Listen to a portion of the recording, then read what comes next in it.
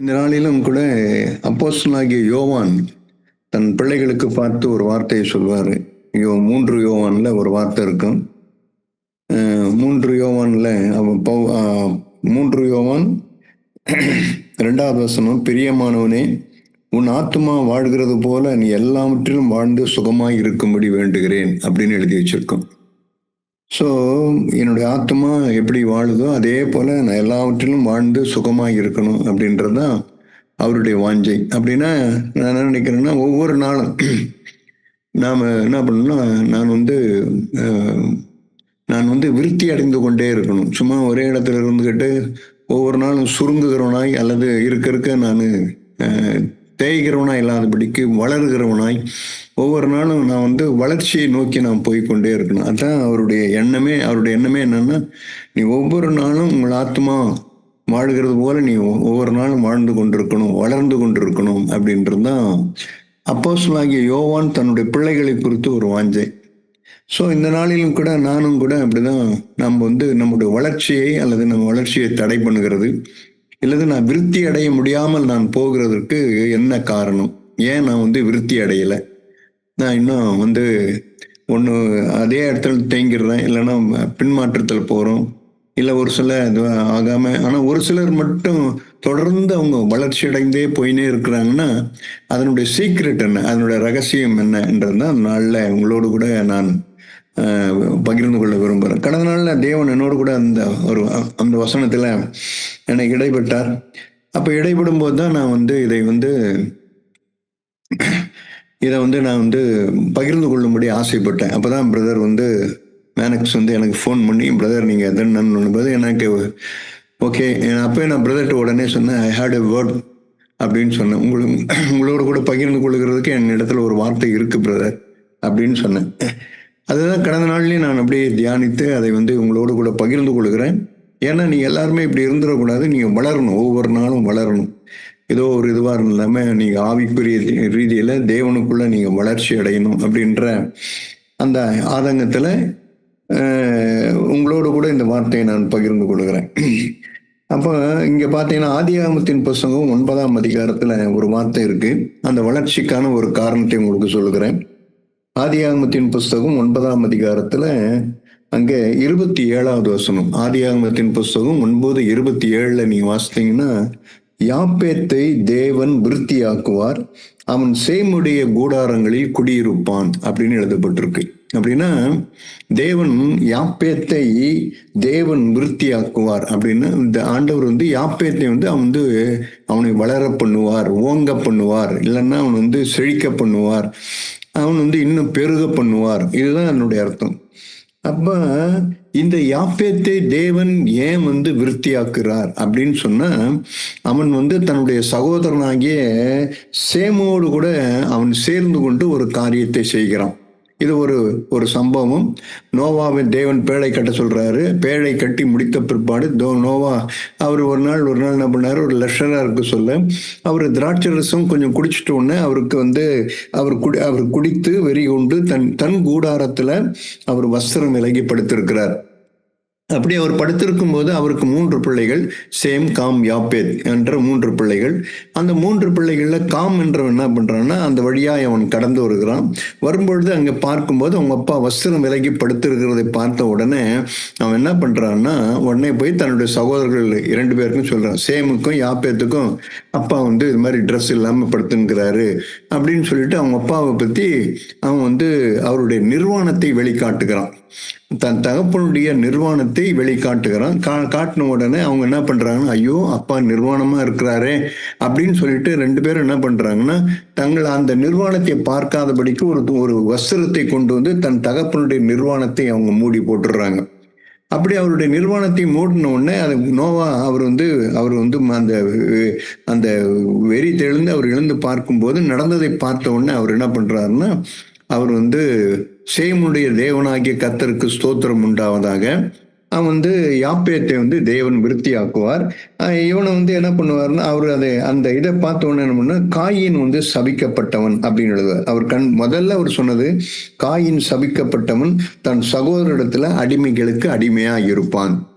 அப்படின்னு சொல்லிட்டாரு. அவன் விருத்தியாகல. நீ என்ன பண்ணுவேன்னா, இப்போ நீ வந்து அடிமையா இருப்பாய். ஆனா மற்ற 2 பேரையும் பார்த்து அவர் என்ன சொன்னாருன்னா, நீங்க 2 பேரும் எப்படி இருப்பீங்கன்னு சொன்னா, தேவன் உங்களை விருத்தி அடைய பண்ணுவார் அப்படின்னு சொல்லிட்டாரு. இப்ப இதுல தான் நான் வந்து ஒண்ணே ஒண்ணு என்ன, தேவன் உங்களையும் என்னையும் விருத்தி ஆக்கணும்னு சொன்னா, நம்ம எல்லாருக்குள்ள இன்க்ளூடிங் மீ, நமக்கு எல்லாருக்கும் என்ன இருக்குன்னா, மற்றவருடைய நிர்வாணத்தை நான் ஒரு நாளும் எக்ஸ்போஸ் பண்றவனா இருக்கவே கூடாது. நான் ஒரு ஒரு நாளும் மற்றவருடைய நிர்வாணத்தை நான் வெளிக்கொணர்வராய் நான் இருந்துடவே கூடாது.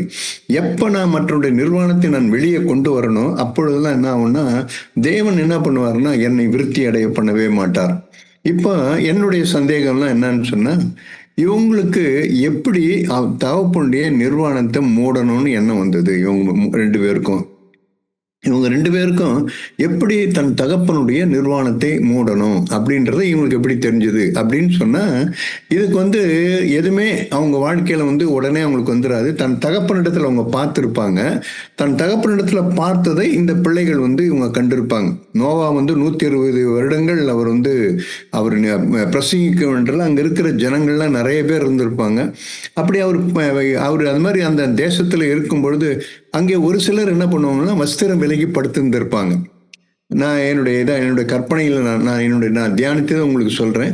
அவர் எப்படி இதுன்னாருன்னா, உடனே அந்த மாதிரி வஸ்திரம் விலகி படுத்தும்போது, அங்க இருக்கிற ஜனங்கள்லாம் எல்லாரும் போய் அவளை பரியாசம் பண்ணி, அப்படி போகும்போது நோவா என்ன பண்ணுவாருன்னா, அவர் உடனே தன் பிள்ளைகளை 3 பேரையும் கூப்பிட்டு, சேம், காப்பேத், யாப்பேத் 3 பேரையும் கூப்பிட்டு, ஒரு வஸ்திரத்தை கொண்டு வாங்க அப்படின்னு சொல்லிட்டு, அவர் நிர்வாணத்தை பார்க்காதீங்க.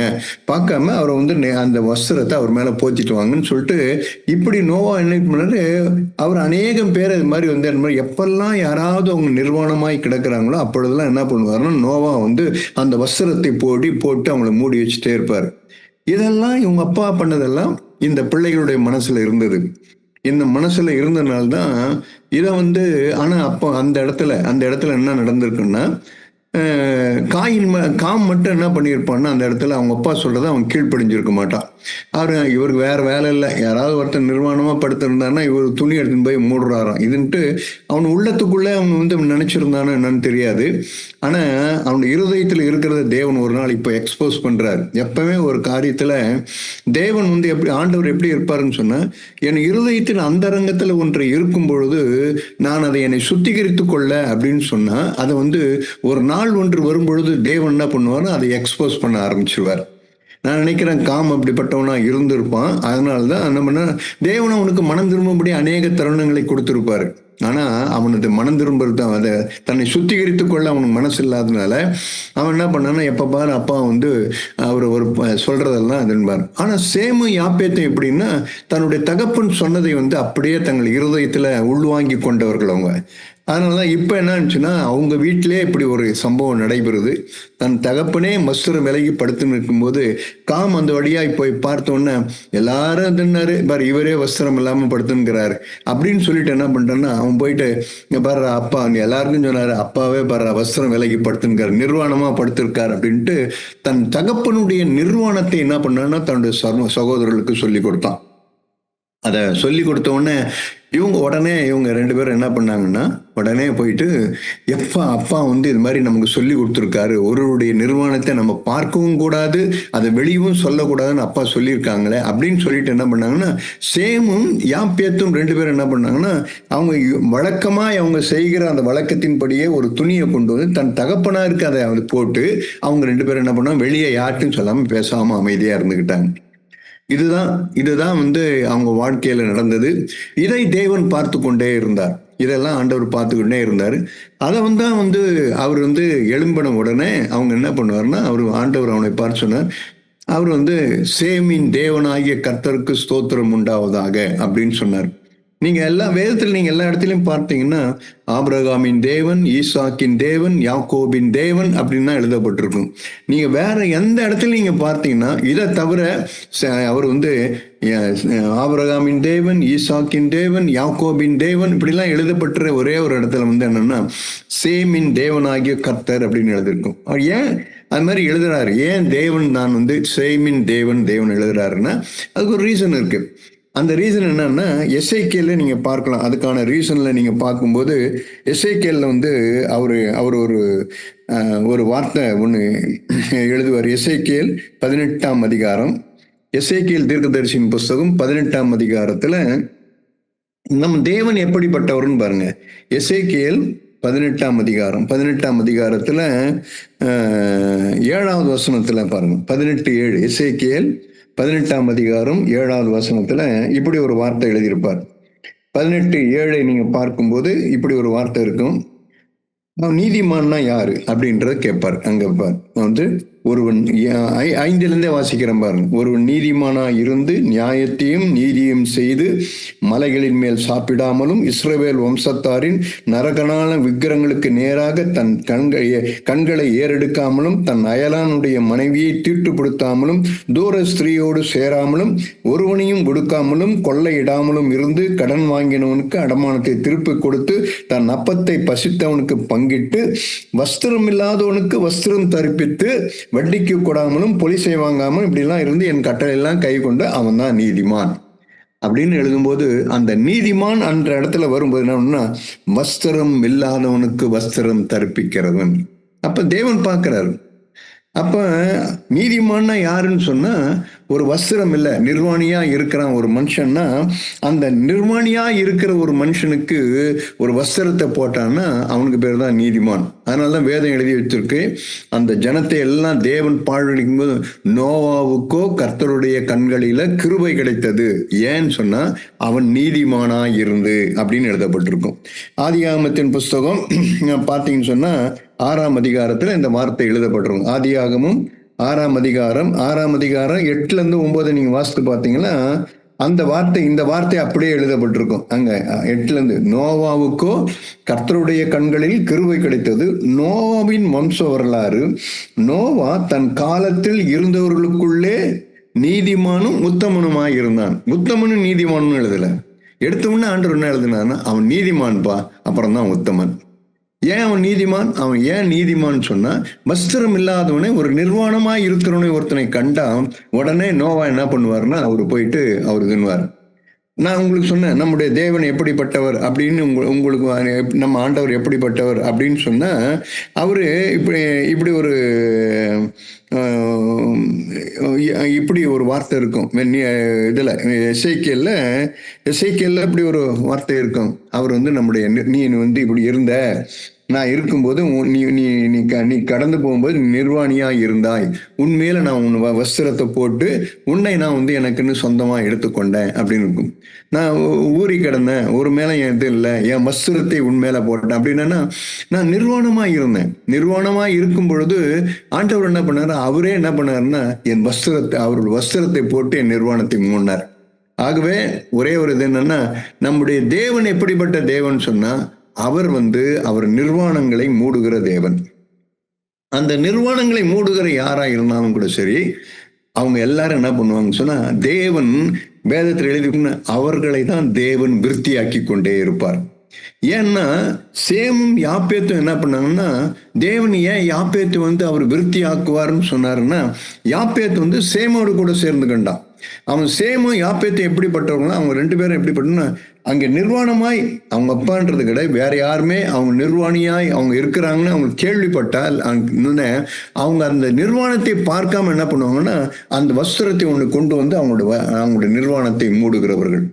இதை தேவன் பார்த்து கொண்டே இருந்தார். எல்லாவற்றிலும் தேவன் பார்த்துனே இருந்துட்டு தான் அப்பதான் ஆண்டவர் வந்து பார்த்து, சேமின் தேவன் நான், சேமின் தேவன்.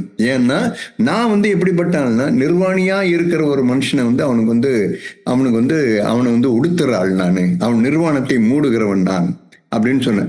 நிறைய இருக்கு, இதெல்லாம் நிறைய காரியங்கள். ஆதாம் ஏவாள் கூட அவங்க நிர்வாணியா இருந்தாங்க, பாவம் பண்ணாங்க, உடனே அத்தியலையை கொண்டு தைச்சாங்க, அது உதிர்ந்து போயிடும், மறுபடியும் அவங்க நிர்வாணியால் ஆயிடுவாங்கன்றதும் என்னவோ. தேவனே என்ன பண்ணாருன்னா, ஒரு மிருகத்தை பலி கொடுத்து நல்ல ஒரு ஆடையை கொண்டு வந்து அவங்க நிர்வாணத்தை தேவன் மூடினார். சோ தேவன் எப்பொழுதும், நம்ம ஆண்டவர் எப்பொழுதும் எப்படி இருந்தா, மற்றவருடைய பிறருடைய நிர்வாணங்களை அவர் மூடுகிற தேவன் அவர்.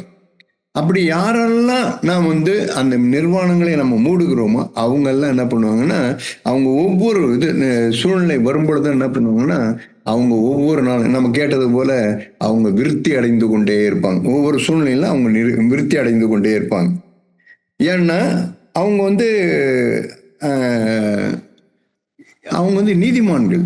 நான் உங்களுக்கு சொன்னது போல ஒரு நீதிமான்கள். அதனால அவங்க விருத்தி அடைந்து கொண்டே இருப்பாங்க. இப்போ இன்னொரு மனுஷனை காட்டுறோம் பாருங்களேன். யோவான் இது 1 நாளாகமத்தின் புஸ்தகம் 11ஆம் அதிகாரம். 1 நாளாகமும் 11ஆம் அதிகாரம். 11ஆம் அதிகாரம் 9ஆம் வசனத்தை வாசித்து பாருங்க. 1 நாளாகமும் 11ஆம் அதிகாரம் 9வது வசனத்தை வாசித்து பாருங்களேன். அங்க தாவீது நாளுக்கு நாள் விருத்தி அடைந்தான், சேனைகளுடைய கர்த்தர் அவனோடு கூட இருந்தார். இங்க என்ன எழுதப்பட்டிருக்கு? தாவீது நாளுக்கு நாள் விருத்தி அடைந்தான். அப்படின்னா அவன் பெருகி கொண்டே இருந்தான். ஒவ்வொரு நாளும் தாவீது பெருகி கொண்டே இருந்தான். அவன் வந்து இன்னொரு இடத்துல உங்களுக்கு வாசிக்கணும்னு சொன்னா 2 சாமுவேல் 3ஆம் அதிகாரம் 1ஆம் வசனத்துல வாசித்து பாருங்க. 2 சாமுவேல் புஸ்தகம் 3ஆம் அதிகாரம் 2 சாமுவேல் 3ஆம் அதிகாரம் 1ஆம் வசனத்தில் நீங்க வாசித்தீங்கன்னா இப்படி ஒரு வார்த்தை இருக்கு. சவுலின் குடும்பத்துக்கும் தாவீதின் குடும்பத்துக்கும் நெடுநாள் யுத்தம் நடந்தது.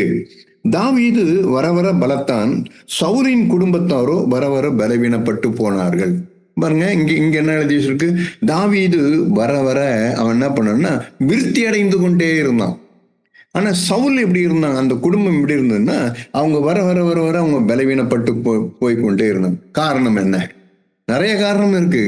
ஆனா ஒரே ஒரு நான் பார்த்த ஒரே ஒரு காரணம் என்னன்னா, தாவீது சவுலுடைய நிர்வாணத்தை அவன் மூடுகிறவனா இருந்தான். அது எப்படி பிரதர்? சவுல் எங்க நிர்வாணமா படுத்திருந்தாரு, அவர் எங்க போய் தாவீது அங்க பார்த்தாரு? இல்ல, அப்படி கிடையாது.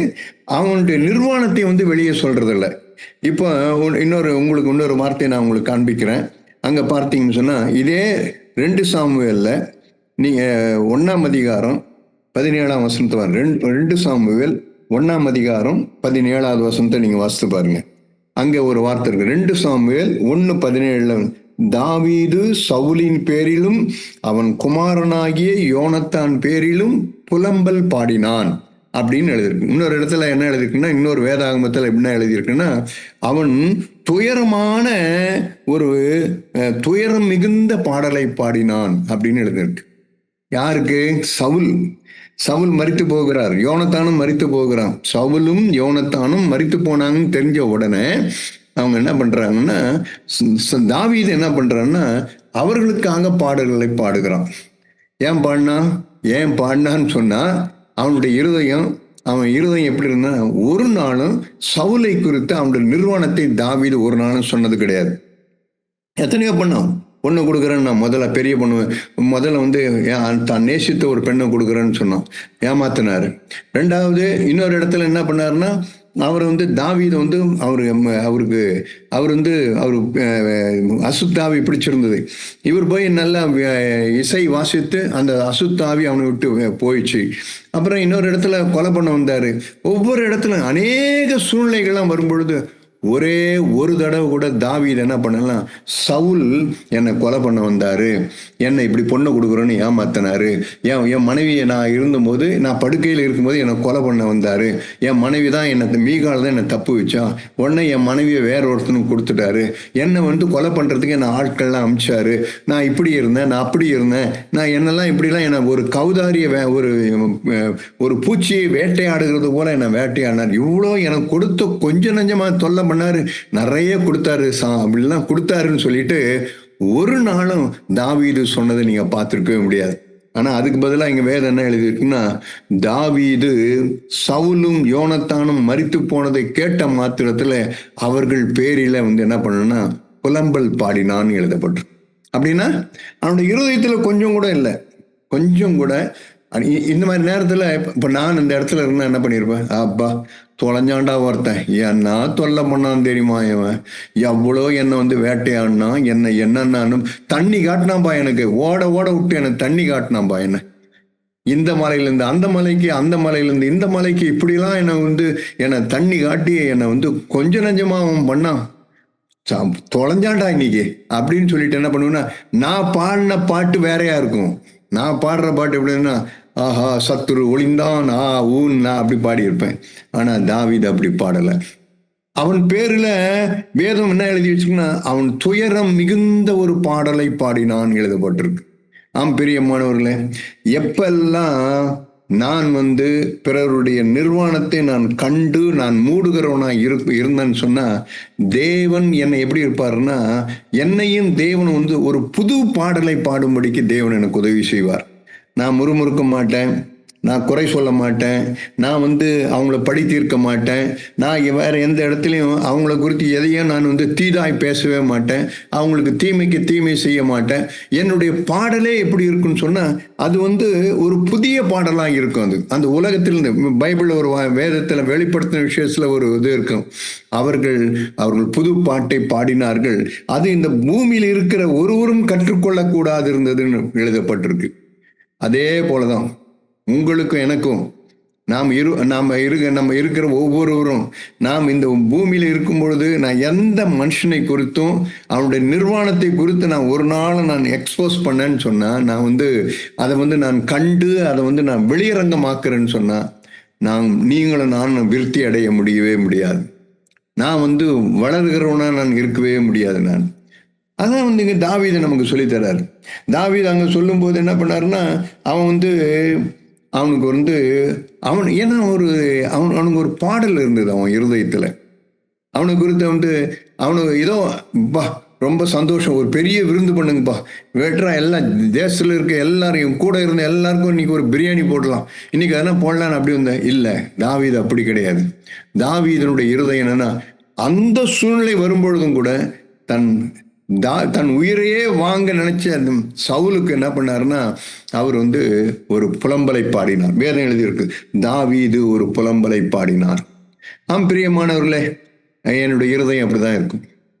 நான் என் இருதயத்தில் எப்படி இருக்குன்னா, ஒரு நாளும் என் இருதயம் சந்தோஷித்து களி கூறாது. என் இருதயம், என் பகைஞன் வரும்போது கூட நான் ஒரு நாள் இல்லை, நான் அவருடைய நிர்வாணத்தை நான் பார்க்கல. எனக்கு அவர் எத்தனையோ பண்ணாருதான், ஆனா நான் அதை சொல்லி காட்ட மாட்டேன். நான் இப்படி பண்ணாருன்னு சொல்ல மாட்டேன், நான் அதெல்லாம் சொல்ல மாட்டேன். அவர் அந்த இதுல பாருங்க, அவருடைய அந்த இதுல ஒரு இது 2 சாமுவேல் 1ஆம் அதிகாரம் 17ஆம் வசனத்துல அவர் சொல்கிறதுல ஒரு இதை பாருங்களேன். ஒரு வார்த்தை எழுதுவாரு, அங்க எழுதுவாரு. 21ஆம் வசனம் பாருங்க. கில்போவா மலைகளே, உங்கள் மேல் பனியும் மழையும் பெய்யாமலும் காணிக்கைக்கு ஏற்ற பழந்தரும் வயல்கள் இராமலும் போவதாக. அங்கே பராக்கிரமசாலிகளுடைய கேடகம் அவமதிக்கப்பட்டதே. சவுல் தைலத்தால் அபிஷேகம் பண்ணப்படாதது போல அவர் கேடகமும் அவமதிக்கப்பட்டதே. கொலையுண்ட இரத்தத்தை குடியாமலும் பராக்கிரமசாலிகளின் நினத்தை உண்ணாமலும் யோனத்தானுடைய வில் பின்வாங்கினதில்லை, சவுலின் பட்டையும் வெறுமையாய் திரும்பினதில்லை. எவ்வளவு சொல்றாரு பாருங்க. அவனை புகழ்றாரு. சவுல் இப்படிப்பட்டவர், யோனத்தான் இப்படிப்பட்டவன், சவுல்லாம் இப்படி இருக்கும், அவர் பெரிய பராக்கிரமசாலி, அவர் இப்படி ஆக்கும் அப்படி ஆக்கும். பார்த்துருக்கீங்களா? அது யாருக்கு வரும் அந்த மாதிரி எண்ணம்? அந்த மாதிரி அந்த இருதயம் யாருக்கு வரும்னு சொன்னா, பிறருடைய நிர்வாணத்தை கண்டும் அதை காணாதபடிக்கு அதை மூடி போடுகிற எந்த மனுஷனா இருந்தாலும் கூட, அப்படிப்பட்ட மனுஷனுக்கு தான் இப்படிப்பட்ட பாடல்கள் வெளியே வரும். இல்லைன்னா வேற தான் வரும், அது தூஷிக்கும், அல்லது வேற எதனா ஒண்ணு வந்துட்டே இருக்கும். பிரியமானவர்களே, இது தாவீதுடைய வாழ்க்கையில் நடந்தது. இன்னும் ஒரு சிலர் உங்களை காண்பிக்கிற மாதிரி ஒவ்வொரு அதிசயமாய் நம்ம வேதத்துல நம்ம பார்க்கலாம். ஒவ்வொன்றா நான் உங்களுக்கு காண்பிக்க விரும்புகிறேன். அங்க பார்த்தீங்கன்னு சொன்ன மத்திய எழுதின சுவிசேஷத்துல 1ஆம் அதிகாரம், இங்க ஒரு புருஷன், இங்க பார்த்தீங்கன்னா முதல்ல தேவன் தன்னுடைய வேதத்தை அவர் புதிய உடன்படிக்கை புதிய ஏற்பாடை தொடங்கும் போது ஆண்டவர் சுட்டி காண்பிக்கிற ஒரு மனுஷன்னா நீதிமான் அப்படின்னுவார். நான் உங்களுக்கு சொன்னது போல அவன் நீதிமான். இதே போல இங்க ஒரு நீதிமான், இங்க ஒரு நீதிமான். இந்த நீதிமான் யாருன்னா, இவர் யோசேப்பு. மத்திய எழுதின சுவிசேஷம் 1ஆம் அதிகாரம். இவருக்கு இந்த நீதிமானுக்குள்ளது என்ன இந்த நீதிமான் எப்படிப்பட்டவர்னா, அங்க பார்த்தீங்கன்னு சொன்னா 19ஆம் வசனம் பாருங்க. அவள் புருஷனாகிய யோசேப்பு நீதிமானாய் இருந்து அவளை அவமானப்படுத்த மனதில்லாமல் ரகசியமாய் அவளை தள்ளிவிட யோசனையாய் இருந்தான். பார்த்தீங்களா? அவர் விளம்பரப்படுத்தல. அவளை பார்த்தோன்னே அவனுடைய நிர்வாணத்தை அவன் பார்த்துட்டு அதை வெளியே போய் அவன் சொல்லவே இல்லை. அதுக்கு பதிலாக என்ன பண்ணாருன்னா, நோ, நான் சொல்லவே மாட்டேன். அது எனக்கு தெரியல என்னன்னு. அது வந்து இப்ப கர்ப்பமாய் இருக்கிறான்னு நான் கேள்விப்படுகிறேன். எனக்கு என்ன நடந்தது, ஏது நடந்ததுன்னு எனக்கு தெரியல. அதனால கேள்விப்பட்ட மாத்திரத்துல உடனே போய் மரியாள் இப்படி இருந்தா அப்படின்னு சொல்லிட்டு அவளுடைய நிர்வாணத்தை சொல்லி அவளை வந்து நான் வெளியரங்கமாக்க நான் விரும்பல அப்படின்னு சொல்லிட்டு தன் இருதயத்துல அவன் எண்ணிக்கொண்டிருந்தான் அப்படின்னு எழுதப்பட்டிருக்கு. அங்க பார்த்து வேதத்தை பாருங்க, அங்க என்ன எழுதப்பட்டிருக்கு. அப்ப 20ஆம் வசனம் பாருங்களேன். அப்பன் இப்படி சிந்தித்துக் கொண்டிருக்கையில் கர்த்தருடைய தூதன் சொப்பனத்தில் அவனுக்கு காணப்பட்டு, பாருங்க, இப்படிப்பட்டவர்களுக்கு தான் தேவன் சொப்பனத்தின் மூலமாயும் கூட தேவன் பேசுவார். இப்படிப்பட்டவங்களுக்கு தான். அதெல்லாம் பழைய உடன்படிக்கையில. நான் புதிய உடன்படிக்கையில வாழ்றவருக்கு இந்த சொப்பனத்துல நான் கேட்கிறதெல்லாம் இரண்டாம் தரம்.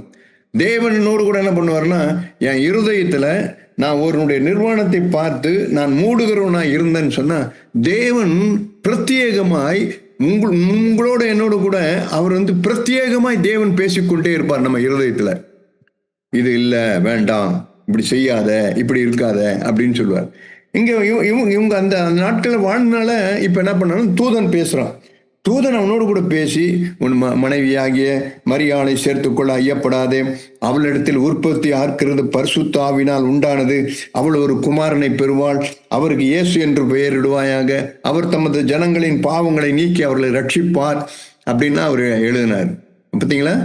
எல்லாம் கேட்ட மாத்திரத்துல, அந்த மனுஷன் கேட்ட மாத்திரத்துல என்ன பண்ணுன்னா உடனே என்ன பண்ணாருன்னா அவர் தனக்கு அதை ஒப்பு கொடுக்க ஆரம்பித்தார். இன்னொரு இடத்துல சொல்ல போனா, ஆண்டவரே, இப்போ நான் என் இஷ்டத்தின்படி நான் செய்ய மாட்டேன், உம்முடைய சித்தத்தின்படி செய்யறேன் ஆண்டவரே.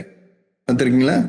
அப்படின்னா என்ன அர்த்தம்னா, எந்த ஒரு மனுஷன் வந்து தான் கண்டதன்படி தான் கண்டு, ஒரு மனுஷன் வந்து ஒரு நிர்வாணத்தை கண்டு அதை அதை அதை அதை காணாதவனும் போலவும் அந்த நிர்வாணத்தை மூடுகிற மனுஷனா இருந்தான்னா அவன் தன் இஷ்டப்படி நடக்கவே மாட்டான். அதற்கு பதிலாக தேவ சித்தத்தின்படி நடக்கிற மனுஷனா இருப்பான். ஆமாங்க, நீங்க ஒன்னும் பாருங்க, எப்போ ஒரு மனுஷன் வந்து மற்றவருடைய நிர்வாணத்தை வெளியரங்கமாக்குறானோ அப்பெல்லாம் என்ன பண்ணுவான்னா தன் இஷ்டப்படி நடக்க ஆரம்பிச்சுட்டே இருப்பான். எப்ப அவன் நிர்வாணத்தை மூடி மறைச்சிட்டு இருக்கிறானோ அப்பெல்லாம் என்ன பண்ணுவான், தேவ சித்தத்தின்படிதான் அவன் நடந்து கொண்டே இருப்பான். இப்ப பாருங்க, இவரு உடனே என்ன பண்ணாரு, நான் ஆண்டவரே நான் அதை எக்ஸ்போஸ் பண்ண மாட்டேன், நான் வந்து வெளியிறங்க மாட்டேன், ஆண்டவரே நான் இதன மாட்டேன் தன் இருதயத்தில் அவன் சொல்லி கொண்டிருக்கும் போது ஆண்டவர் என்ன பண்ணாருன்னா தன் இஷ்டத்தின்படி நடவாதபடிக்கு தேவ சித்தத்தின்படி நடக்கத்தக்கத உடனே என்ன பண்ணாருன்னா எழும்பிட்டார். இது ஒரு சொப்பனம் தானே, இது இவன் தான் பேசணும்னா அவன் தான் பேச, அப்படிலாம் அவருக்கு எண்ணம் வரல. தேவன் அப்படிலாம் அவருக்கு எண்ணத்தை கொடுக்கல. உடனே அதை கேட்ட மாத்திரத்தில் என்ன பண்ணாருன்னா தன்னை வந்து முற்றிலுமாய் அர்ப்பணிக்க ஆரம்பித்தார். பார்த்திருக்கீங்களா? தேவ சித்தத்தை செய்கிற மனுஷன் யார் தெரியுமா? தேவனுடைய தன் இஷ்டத்தின்படி நடவாதமல் தேவனுடைய சித்தத்தின்படி செய்கிற மனுஷன் யார் தெரியுமா? மற்றவருடைய நிர்வாணத்தை மூடுகிறவர்கள் தான். எப்பெல்லாம் நீங்களும் நானும் மற்றவருடைய நிர்வாணத்தை நம்ம மூடுகிறவர்களா இருக்கிறோம்னு சொன்னோமா அப்பெல்லாம் நம்ம என்ன பண்ணுவோம்னா தேவ சித்தத்தை செய்கிறவர்களா இருப்போம். நாம் இந்த பூமியில இருக்கும்போது தேவ சித்தத்தை செய்கிறவர்களா இருப்போம். சரி, இப்போ பாருங்க, பேரே வைக்க சொல்றாரு. இயேசுன்ற பேரை இவர்கிட்ட தான் சொல்றாரு, இயேசுன்னு ஒரு பேரை வை அப்படின்றாரு. எவ்வளவு தேவன் அவரை எவ்வளவோ மகிமைப்படுத்துறாரு, அவளை வர்த்திக்க பண்றாரு பாருங்க. இதுக்கப்புறம் வருதாரு 2ஆம் அதிகாரத்துல வராங்க. 2ஆம் அதிகாரத்துல வந்து இப்ப ஆண்டவர் ஒரு வார்த்தையை சொல்றாரு. 2ஆம் அதிகாரத்துல 13ஆம் வசனம் பாருங்க. அவர்கள் போன பின்பு கர்த்தருடைய தூதன் சொப்பனத்திலே யோசேப்புக்கு காணப்பட்டு, இப்போ மறுபடியும் என்ன பண்றாருன்னா இவருக்கு மறுபடியும் சொப்பனத்துல வர்றாரு. சொப்பனத்துல வந்து அவர் சொப்பனத்துல வர்றாரு. மறுபடியும் ஆண்டவர் பேசுறாரு பாருங்க. பேசிட்டு என்ன சொல்றாருன்னா, ஏரோது பிள்ளையை கொலை செய்ய தேடுவான், ஆதலால் நீ எழுந்து பிள்ளையையும் அதன் தாயையும் கூட்டிக் கொண்டு எகிப்துக்கு ஓடி போய் நான் உனக்கு சொல்லும் நாள் வரைக்கும் அங்கே இரு என்றான். அப்போ உடனே சொல்றாரு. சொன்ன உடனே இவருக்கு என்ன வந்திருக்கும், என்ன ஆண்டவரே, நீங்க தான் பரிசுத்த ஆவியினால கொடுத்ததுன்னு சொல்றீங்க, அவர் வந்து இயேசுன்னு பேரிடுவீங்க, அவர் ஜனங்களின் பாவங்களை நீங்க ரட்சிப்பாருன்னு சொல்றீங்க, இப்போ வந்து நீங்க வந்து எடுத்துன்னு எகிப்துக்கு ஓடுன்னு சொல்றீங்க. அதுக்கு நானே உங்களுக்கு ஒரு அட்வைஸ் பண்றேன், நீங்க பேசாம அந்த ஏரோதையை கொண்டு போட்டுருங்க ஆண்டவரே. சொல்லிருக்கலாம் இல்ல, ஒரு ஆலோசனை நான் உங்களுக்கு சொல்றேன் ஆண்டவரே, ஒரு ஆலோசனை. எதுக்கு நான் எடுத்துன்னு ஓடுவேனே? இந்த மரியாதையும் கூப்பிடணும், இந்த குழந்தையும் தூக்கணும், நான் எடுத்துன்னு போகணும். அதுக்கு பதிலா நான் உங்களுக்கு ஒரு ஆலோசனை சொல்றேன் பாருங்க. நீங்க பேசாம என்ன பண்ணுங்கன்னா, அவனை ஏறதே கொண்டு போட்டுருங்க. நீங்க ஒரு அடி அடிச்சீங்கன்னா அவன் செத்து போயிடுவான். ஏறதே கொண்டு போட்டுருங்க அப்படின்னு ஒரு ஆலோசனை சொல்லியிருக்கலாம்ல. நோ. அவன் சொன்னா, I am not a god. அதான் அவனுக்குள்ள இருந்தது. ஜாக் அடிக்கடி ஒரு வார்த்தை சொல்லுவார். சில நேரத்துல ஆரம்பத்துல நான் இருக்கும்போது அந்த நாட்களில சொல்லுவாரு, ஒவ்வொருத்தருக்கும் நீங்க இருக்கிறவங்க ஒவ்வொருவருக்கும் யூ நீட், உங்களுக்கு தேவை ஒரு ஒரு விஷன் உங்களுக்கு இருக்கணும். என்ன விஷன் சொன்னா, I am not a god அப்படின்ற எண்ணம் இருக்கும். எனக்கு எப்பவுமே ஒரு என்னுடைய என்னுடைய இதுல என்ன, ஆண்டவரே நான் தேவன் அல்ல, நான் தேவன் அல்ல, I am not a god அப்படின்னு எப்பெல்லாம் உங்க இருதயத்துல அது ஒளிவெட்டு போல இருக்கணும். அது சும்மா ஏதோ ஒண்ணு கேட்டு போறது மாதிரி இருக்கக்கூடாது. அது ஒவ்வொரு சூழ்நிலை வருமா, ஆண்டவரே நான் தேவன் அல்ல, நான் என் சுய புத்தியின் மேல சார மாட்டேன். இப்ப ஏறது கொலை செய்ய தேடுறான், என் மனசு என்னுடைய ஹியூமன் ப்ராப்ளம், நீங்க அவனை கொண்டு போட்டீங்கன்னா பிரச்சனையே இல்லை அப்படின்னு தான் எனக்கு வருது. ஆனா நான் தேவன் அல்ல.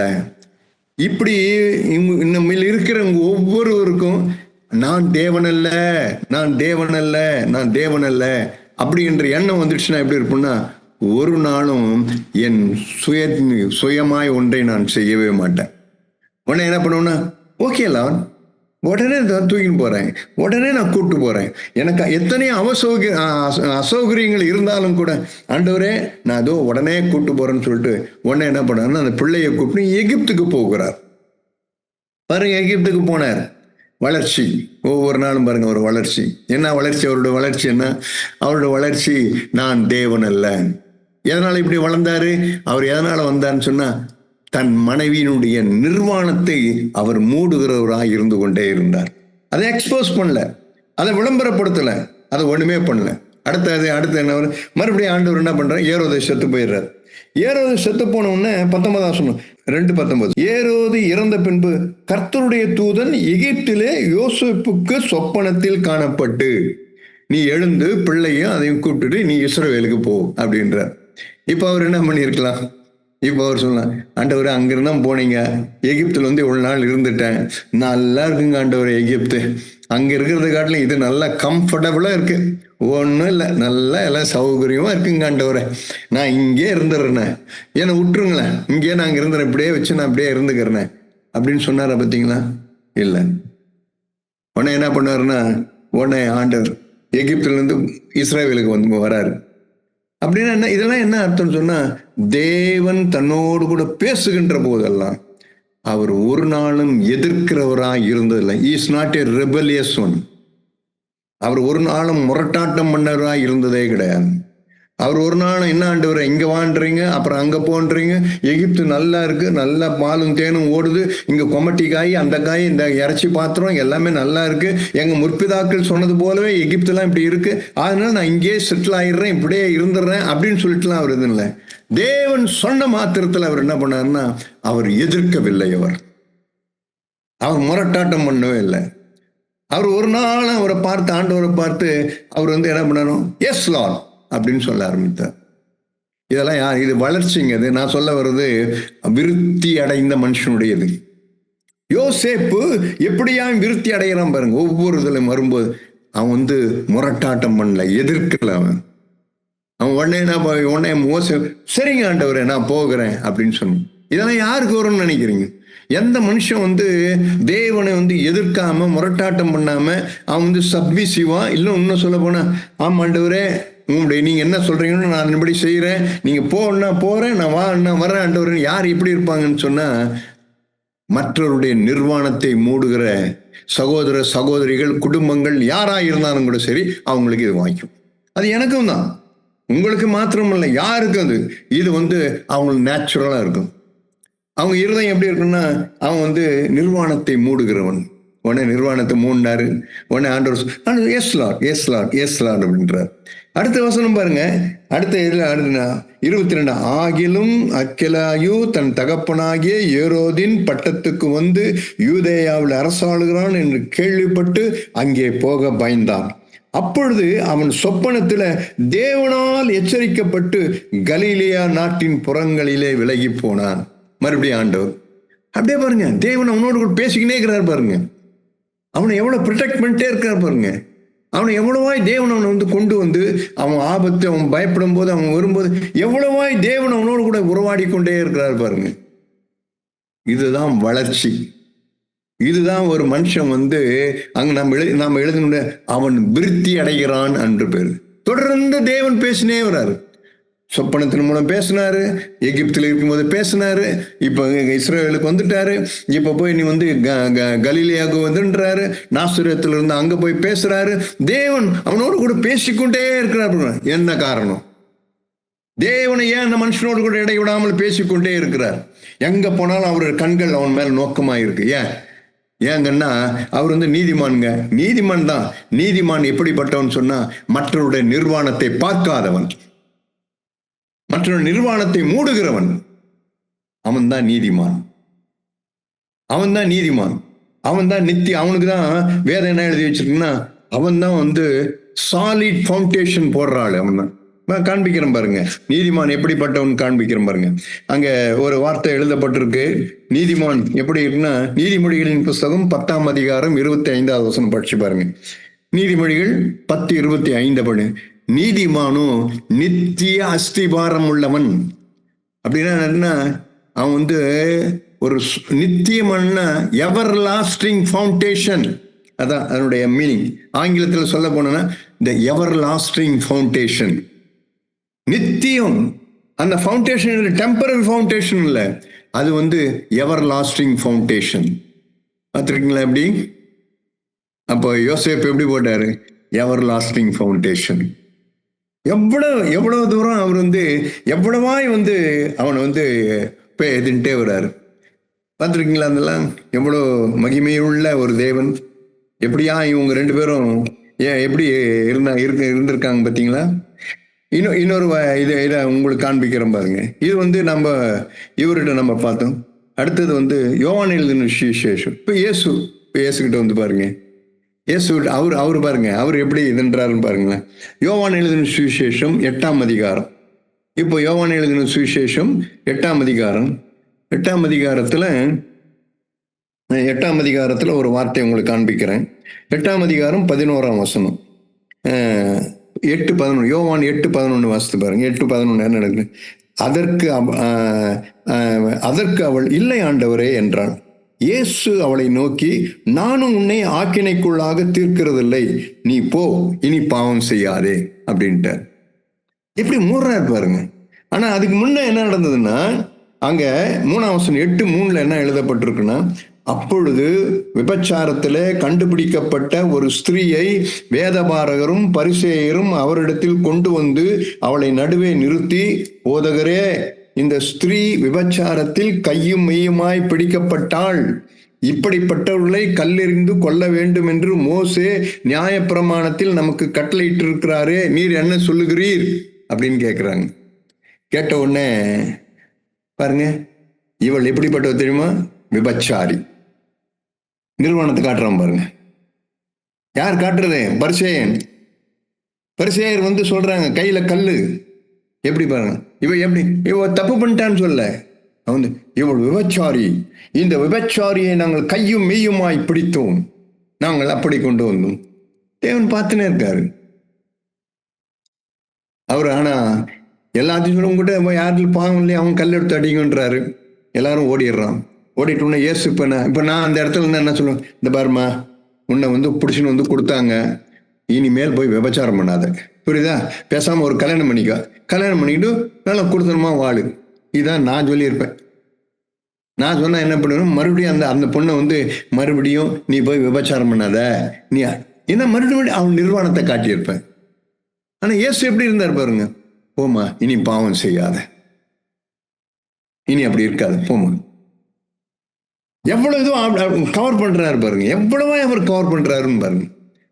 அதனால என்ன நடந்ததுன்னா ஒவ்வொரு சூழ்நிலையிலும் அல்ல. அதுக்கப்புறம் நிறைய காரியங்கள் இருக்கு, உங்களோட கூட அதை நிறைய ஷேர் பண்ணலாம்.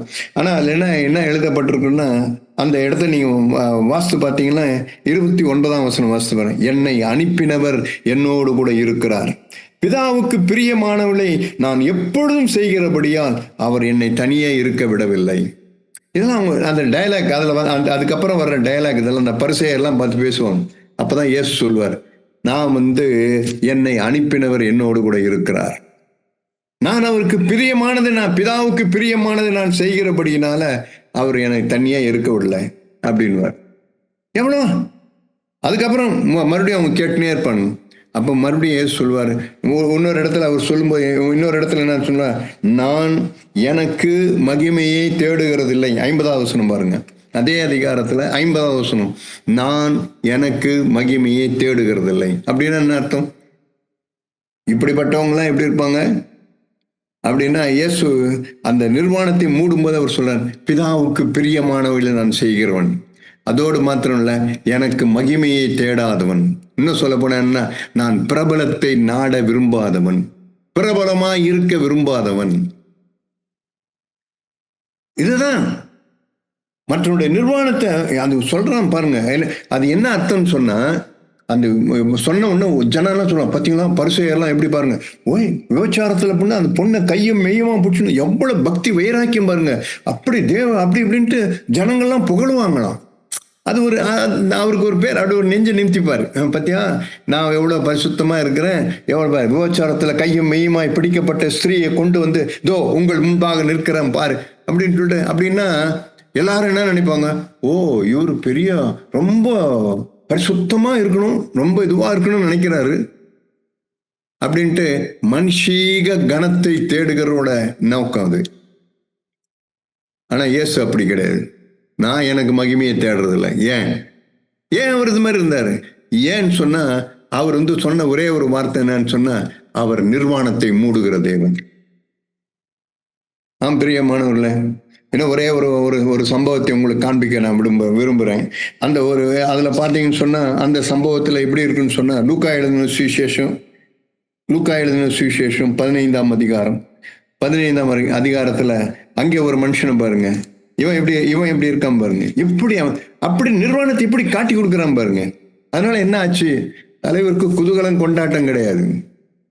அவர் அவுட் ஆஃப் தகப்பனுடைய பிரசன்னத்திலிருந்தே வெளியே போயிட்டான். அவனுக்கு ஒரு இதுவரை. லூக்கா எழுதின சுவிசேஷம் 15ஆம் அதிகாரம் 15ஆம் அதிகாரத்துல 30வது வசனம் பாசுங்க. லூக்கா 15:30 பாருங்க. வேசிகளிடத்தில் உம்முடைய ஆஸ்தியை அழித்து போட்ட உம்முடைய குமாரனாகிய இவன் வந்தவுடனே கொழுத்த கன்றை இவனுக்காக அடுப்பித்தீரே என்றான். இது யாரு இது?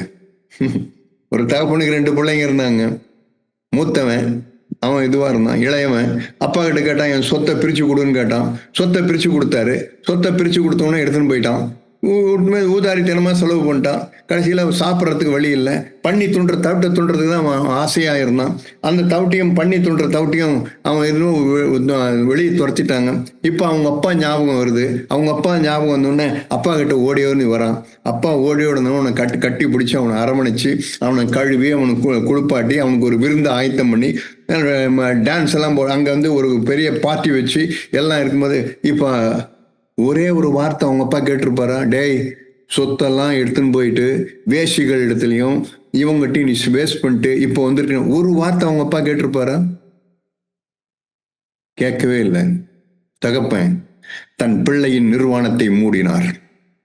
ஆனா கூட இருக்கிறவன், கூட பிறந்தவன், அண்ணங்காரன் வந்தான். அவன் தம்பியை பார்த்தோன்னே அப்பா கிட்ட, என்னடா அதெல்லாம் என்ன அவ்வளோ ஒரு அமக்களமா இருக்க என்னன்னு கேட்குறான்.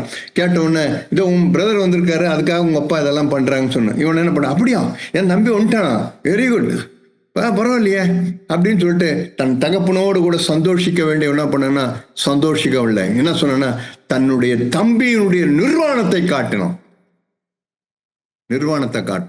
வேசிகள் இடத்துல உங்க சொத்து, உன் சொத்தை அழிக்கலாம். அங்க எழுதி வேதம் பாருங்க, நிறுத்தி நிதானமா வச்சு பாருங்க. இந்த பையன் என் சொத்து இல்லை, தன் டேடி உங்க சொத்து தான் அழிச்சுக்கணும். அவங்க அப்பா சொத்தை அவன் அழிச்சு போய் போறான். உனக்கு என்ன உன் சொத்து பத்திரமா இருக்குல்ல, உன் சொத்து உங்ககிட்ட பத்திரமா இருக்குல்ல. 2 பேருக்கு பிரிச்சு கொடுத்தாரு உங்க அப்பா. அந்த சொத்தெல்லாம் நீ பத்திரமா வச்சுக்கிறல்ல. அவனுக்கு கொடுத்த சொத்தை அவன் ஏதோ பண்ணிட்டான். இப்ப அது அவங்க அப்பா பாடு. நீ உனக்கு கொடுத்த சொத்தை நீ எல்லாம் பண்ணிட்ட, நீ வேலைக்காரனா இருன்னு சொல்றது சொல்லாத அவங்க அப்பா பாடு. ஆனா தகப்பனே என்ன பண்ணாருன்னு சொன்னா, அவனுடைய நிர்வாணத்தை மூடினார். ஆனா அவன் கூட பிறந்த சகோதரன் இருக்கான் பாருங்க, அவன் நிர்வாணத்தை காண்பிக்க ஆரம்பித்தான். மேல எழுதுது பாருங்க, வேசிகளிடத்துல உம்முடைய ஆஸ்தியை அடித்து போட்ட இவனுக்காக நீ கொடுத்த கொன்றை கொண்டு வந்து ஏதோ அங்க வீட்டுல ஏதோ மிச்சம் மீதி இருக்குது, அதை கொண்டாந்து போடுவீங்கன்னு பார்த்தா இவனுக்குன்னே நீங்க ஒரு ஆட்டை பிடிச்சின்னு வந்து கொளுத்த ஆட்டை பிடிச்சின்னு வந்து இவனுக்குன்னே அடிக்கிறீங்க, இவனுக்குன்னே எல்லாம் பண்றீங்க. பொறாமை, ஏற்றுக்கொள்ள, கசப்பு. ஏன் அவன் நிர்வாணத்தை மறைக்க தெரியல, வளர்ச்சி இல்ல. அவங்க அப்பா போய் கெஞ்சுறாரு, வாப்பா எனக்கு தெரியல. அதுக்கப்புறம் ஒரு வந்தானா வரலையா என்னன்னு தெரியல. மேபி வந்திருந்தானா நல்லது, வராம போயிருந்தா ரொம்ப துக்கம். ஏன் தெரியுமா? நித்திய விருந்து, அவங்க அப்பா ஒரு விருந்து ஆயத்தம் பண்ணியிருக்காரு, அந்த விருந்துக்குள்ளாய் அவன் பிரவேசிக்க முடியல. பிரியமானவர்களே, ஆண்டவர் அவரு நமக்கும் கூட ஒரு விருந்தை ஆயத்தம் பண்றாரு. அந்த விருந்துல யார் தெரியுமா இருப்பாங்க? வெளிப்படுத்தின விஷயத்துல எழுதிருக்காங்க, 1000 வருஷம் ஒரு அரசாட்சி நடக்கும், இன்னொரு இடத்துல இருந்து அங்கே விருந்து எல்லாம் ஆண்டவர் ஒரு விருந்து வைத்திருப்பார். அந்த விருந்துல யார் தெரியுமா இருப்பாங்க? நான் சொல்றேன் பாருங்க, 2 4 போல சொல்றேன் பாருங்க. அந்த விருந்துல யார் இருப்பாங்கன்னு சொன்னா, பிறருடைய நிர்வாணத்தை கண்டு அதை மூட தெரியாதவர்கள் யாருமே என்ன பண்ணுவாங்க, அந்த விருந்துல இருக்கவே மாட்டாங்க. ஆனா பிறருடைய நிர்வாணத்தை காணாமல் அந்த நிர்வாணத்தை மூடுகிற யாரா இருந்தாலும் கூட சரி, அந்த விருந்துல பங்கடைவார்கள். என்னுடைய விஷயம் என்ன தெரியுமா? உங்களில் நீங்க எல்லாரும் அந்த விருந்துல பங்கடைகிறவர்களாய் நீங்களும் நானும் இருந்தோம். அந்த விருந்துக்கு தேவன், அந்த விருந்து, அந்த ஃபைனல், அந்த ஒரு தேவன் அந்த இடத்துல நம்ம எல்லாருக்கும் ஒரு விருந்து கொடுப்பாரு. அந்த விருந்துல நீங்களும் நானும் அந்த விருந்துல நம்ம பங்கெடுக்கணும், அவரோடு கூட அமர்ந்து அவரோடு கூட நான் சாப்பிடணும், அவரோடு கூட நான் இருக்கணும்னு சொன்னா நான் என்ன பண்ணணும்னு சொன்னா, நான் பிறருடைய நிர்வாணத்தை அதை நான் வெளியரங்கமாக்காதவனா இருக்கணும். அவங்கள பண்ண அப்பதான் தேவன் என்ன பண்ணுவாருன்னா, அவனை யாப்பேத்தை வர்த்திக்க பண்ணுவாராக, யாப்பேத்தை அவர் வர்த்திக்க பண்ணுவாராக. சரி, இப்போ இதெல்லாம் நம்ம இப்படி இவ்வளோ சொல்றேன், சொன்ன உடனே நமக்கே அவன் சுபாவ அன்பு கூட இல்லை பாருங்க. ஒரு அன்பு கூட, தான் ஆடுனாலும் தான் சதா ஆடுன்னுவாங்க, அது கூட இல்லை. தம்பி தானே, ஏன் தம்பி தானே, சரி போடா விட்டுறா, போடா தம்பி, நீ வந்தியாடா, சரி இனிமேலாவது கொஞ்சம் ஒழுங்காடுறா அப்படின்னு ஒன்று சொல்லியிருக்கலாம். சொல்ல சுபாவ அன்பு இல்லாதவர்களாய் மாறுவாங்க. யாருக்கு வேதம் எழுதி வச்சிருக்கோம், கடைசி காலங்கள் வரும் என்று அறிவாயாக. ஆமா, கடைசி காலம் வரும். அப்ப என்ன பண்ணும்? மனுஷர்கள் சுபாவ அன்பு இல்லாதவர்களா இருப்பாங்க. எப்படி அவன் சுபாவ அன்பு இல்லாம இருப்பான் அப்படின்னு சொன்ன, மற்றவருடைய நிர்வாணத்தை கண்டு அதை வெளியரங்கமாக்குறவங்கிட்ட சுபாவ அன்பு கூட இருக்காது. அந்த அன்பு இருக்குதுன்னு சொன்னா, பேதுரு ஒரு வார்த்தை எழுதுவார். 1 பேதுரு புஸ்தகம் 4ஆம் அதிகாரம் 8ஆம் வசனம் எடுத்து படிச்சுக்கோங்க. 1 பேதுரு 4ஆம் அதிகாரம் 8ஆம் வசனத்துல பார்த்தீங்கன்னா, எல்லாவற்றுக்கும் மேலாக ஒருவரில் ஒருவர் ஊக்கமாய் அன்புள்ளவர்களாய் இருங்கள், அன்பு திரளான பாவங்களை மூடும். பார்த்தீங்களா? அன்பு என்ன பண்ணும்னா, அது கவர் பண்ணும், நிர்வாணத்தை மூடும், நிர்வாணத்தை பார்க்காது. அந்த அன்பு, தேவ அன்பு என்ன பண்ணும்னா நிர்வாணங்களை மூடுமா. சரி, இந்த அன்பை நான் எங்கிருந்து எடுக்கிறது? ரோமர் 5:5 பாருங்க. ரோமர்கள் அப்போஸ்தலனாகிய பவுல் சொல்றாரு, இப்ப நீ எனக்கு இந்த அன்பு வேணுமே, மற்றவருடைய நிர்வாணத்தை காணாமலும் அவர் நிர்வாணத்தை மூடுகிறதான அந்த அன்பு எனக்கு வேணுமே அப்படின்னு சொன்னா, பவுல் நம்ம அவருள்ள ரோமர்கள் நிருபம் 5ஆம் அதிகாரம் 5 ரோமர் 5:5 ஈஸி. அது 5:5 ரோமர் 5:5 என்ன எழுதுங்க? மேலும் நமக்கு அருளப்பட்ட பரிசுத்த ஆவியினால தேவ அன்பு நம்முடைய இருதயங்களில் ஊற்றப்பட்டிருக்கிறபடியால் அந்த நம்பிக்கை நம்மை வெட்கப்படுத்தாது. சரிங்களா? இப்ப நான் என்ன பண்ணும்? ஆண்டவரே, இப்ப எதனால எனக்கு இருந்தது? பரிசுத்த ஆவியினால தேவனுடைய அன்பு என் இருதயத்தில் ஊற்றப்படட்டும். நான் தேவனிடத்தில் கேட்கணும், லார்ட் ஃபில் மீ லார்ட் தி ஹோலி ஸ்பிரிட். தேவனே, உம்முடைய பரிசுத்த ஆவியினால என்னை நிரப்பும். ஏன் என்னை நிரப்பணும்? உம்முடைய அன்பு என்னிட ஊற்றப்படணும். அந்த தேவ அன்பு என்னிட ஊற்றப்படணும். அந்த அன்பு என்ன பண்ணும்னா நிர்வாணத்தை பார்க்காது, நிர்வாணத்தை மூடி போடும். நான் என்ன பண்ண மாட்டேன்னா, நான் ஒரு நாளும் நான் நான் குறுகி போகிறவனாய் இருக்க மாட்டேன். நான் இப்ப சொன்னது போல யாப்பே தேவன் விருத்தியாக்குவார். அதே போலதான் உங்க எல்லாரையும் சொல்றேன், தேவன் விருத்தியாக்குவார். நீ ஒருவரும் கூட நீங்க என்ன பண்ணணும், சுருங்குகிறவர்களா நீங்க இருக்கவே மாட்டீங்க. ஒவ்வொருவரும் நீங்க யாரெல்லாம் அதை சீரியஸா எடுத்துக்கிறீங்களோ, உங்க வாழ்க்கையில யாரெல்லாம் நீங்க அந்த ரங்கத்தில் தேவனிடத்தில் ஒரு தீர்மானம் பண்றீங்களோ, அவங்க எல்லாருக்கும் நான் சொல்றேன், தீர்க்கமா உங்களோட கூட சொல்கிறேன், தேவன் உங்களை விருத்தியாக்குவார். ஒவ்வொருத்தரையும் இதில் நீங்க கலந்திருக்க ஒவ்வொருத்தரையும் நான் சொல்றேன். நீங்க என்ன பாருங்க, வானமும் பூமியும் ஒழிந்து போயிடும், தேவனுடைய வார்த்தை ஒரு நாளும் ஒழியாது. உங்களையும் என்னையும் தேவன் என்ன பண்ணுவார்னா விருத்தியாக்குவார். நான் செய்ய வேண்டியது ஒரே ஒரு காரியம் தான். நான் செய்ய வேண்டியது ஒன்னே ஒன்று, ஆண்டவரே, நான் யாப்பத்தை போல நான் நிர்வாணத்தை நான் கண்டு நான் அதை எக்ஸ்போஸ் பண்றோம்னா இல்லாதபடிக்கு அதை பார்க்கவும் மாட்டேன், மற்றவங்க நிர்வாணத்தை நான் பார்க்கவும் மாட்டேன். அதை அப்படியே இருந்தாலும் கூட அதை நான் மூடுகிறவனா இருப்பேன். ஆண்டவர் இருந்து பாருங்க, வார்த்தை நிச்சயமாய் நிறைவேறும். ஒவ்வொருவரையும் நீங்களே சொல்லுவீங்க, தேவன் எங்களை வர்த்திக்க பண்ணி இருக்கிறார். நான் வளர்ந்துருக்கிறேன். போன வருஷம் மாதிரி இல்லை, 2025 மாதிரி இல்லை, 2026 நான் வளர்ந்துருக்கிறேன். 2026 தேவனோடு கூட பேசுறதை காட்டலாம். இப்போ தேவன் பேசுகிறது இடி முழக்கம் போல எனக்கு வருது. இப்போ அப்ப தேவன் பேசுகிறது அப்படியே கொஞ்சம் அப்படி இப்படி இருந்தது. ஆனா இப்போ 2024 தேவன் பேசுகிறது எனக்கு இடி முழக்கம் போல வருகிறது.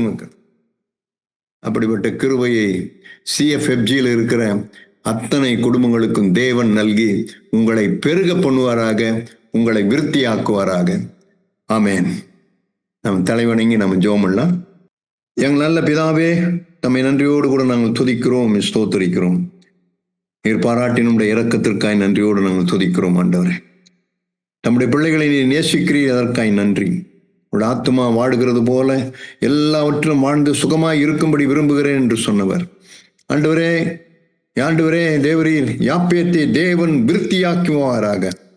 ஆண்டவரே, அப்படியே ஆண்டவரே தாவீது நாளுக்கு நாள் விருத்தி அடைந்தாரே. ஆண்டவரே, எங்கள் இயேசுவே, இப்பொழுதும் கூட உம்முடைய பிள்ளைகள் ஒவ்வொரு நாளும் விருத்தி அடையும். இந்த 2026 CFFGயில் இருக்கிற உம்முடைய பிள்ளைகளுக்கு தேவன் விருத்தியாக்குகிற வருஷமாய் இருப்பதாக உம்முடைய நாமத்தை மகிமைப்படுத்தும். எந்த சூழ்நிலையிலும் ஆண்டவரே பிறருடைய நிர்வாணத்தை ஆண்டவரே தேவரீர் ஆண்டவரே வெளியரங்கமாக்காதபடிக்கு தேவனே உம்முடைய பிள்ளைகள் ஆண்டவரை மூடி மறைக்கிறவராய் தேவனுடைய அன்பினால பரிசுத்த ஆவியினுடைய நிறைவினால நிறைந்து ஆண்டவரே தேவரீர் மூடுகிற பிள்ளைகளாய் காணப்பட உதவி செய்யும். உம்முடைய நாமம் மகிமைப்படட்டும். உம்முடைய ஆசீர்வதிக்கப்பட்ட ஆணிகள் பாய்ந்த அபிஷேகம் நிறைந்த வல்லமையான கரத்தை இவர்கள் ஒவ்வொரு குடும்பத்தார் மேலும் நீர் இப்பொழுதே வைப்பீராக. நீர் ஆசீர்வதியும் பலப்படுத்தும். ஆண்டவரும் இரட்சகருமாகிய இயேசு கிறிஸ்துவின் நாமத்தில் பிதாவே, ஆமென்.